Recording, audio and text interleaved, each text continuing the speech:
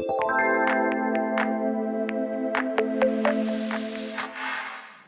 I'm here today at the Rhinoplasty Conference in Melbourne. I'm here with Dr.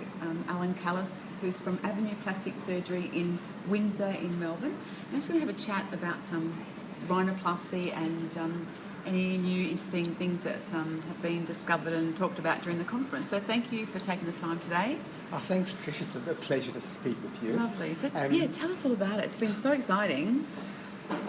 Trish, well, as you know, rhinoplasty is one of the commonest operations that plastic surgery would do. And, of course, it's not surprising because the nose is situated right in the middle of the face. So if someone's nose is large or bent, it's very easy to understand how a person can become self-conscious about their nose.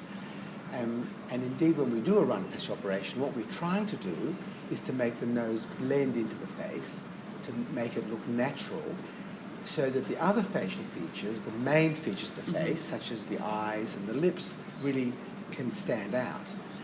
And what has been discussed at the conference today is the increased use amongst young people of selfies.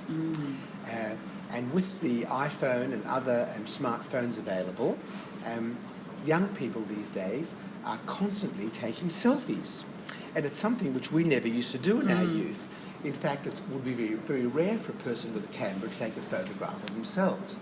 But now everyone's taking selfies and putting them on Instagram and asking people to evaluate how they look. And one of the problems with a selfie is that the lens in the camera phone distorts the facial features slightly. And there are all sorts of light effects which cause shadowing of the nose and can make the nose look a little distorted. So what we've noticed now is many young people are becoming self-conscious about their nose because of how they look in selfies. Right. So I'm not sure that this is particularly a healthy phenomenon that we have or not. But I think people should know that we live in a very multicultural society, that noses are all very different. And we can celebrate the differences, and there's no real reason to worry about your nose just because it isn't perfect. And really a rhinoplasty surgery, a serious surgery, and it really should be done only for someone who becomes very self-conscious about their nose, where this self-consciousness is quite debilitating if they're worrying about their nose every day.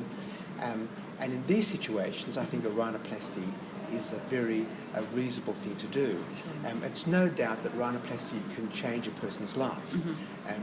Often we find patients who've been worried about their nose, often since school days, since they were teased about their nose in school. And the way I like to do rhinoplasty, in fact, we specialise in the closed technique of rhinoplasty, where we don't make any incisions on the outside of the nose. It's all done internally. So it's really a magical operation in that we can change the tip of the nose, we can remove a hump, we can straighten the nose, all without any external scars.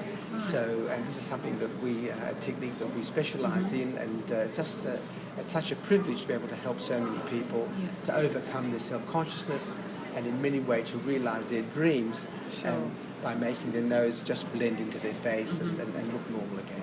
So, because I actually had a rhinoplasty about 20 years ago, and when I went to see the surgeon, I said to him, this is what I want a little nose, I want it upturned, and he said, I'm not going to do that for you because you're Italian, I want to keep that Roman look about your nose, and I was really upset with him at the time, but I thought, well, I knew it was good, and years down the track, I actually realised that he did the right thing for me. So what would you say to someone when they're looking for a surgeon, and you say what you want, and they say, well, look, I can't do it, you really need to listen to your surgeon, don't you? I think you do. I think the consultation is very, very important.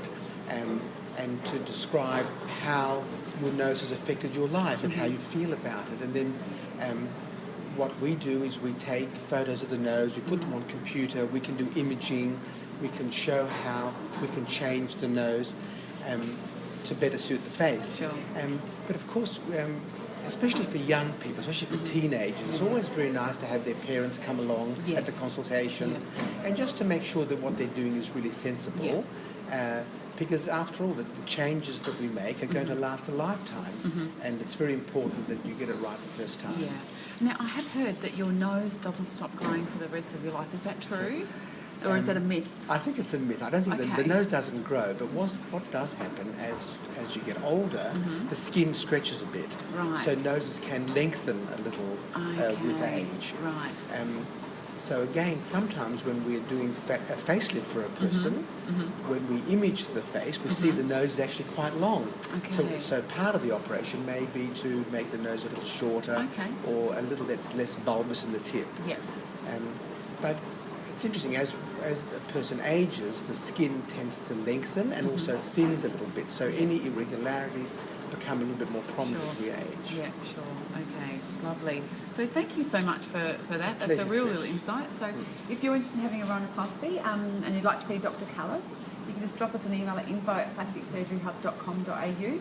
He's in Avenue Plastic Surgery in Windsor, in Victoria, sorry. Thank you. Thank you so much. Thanks, Trish.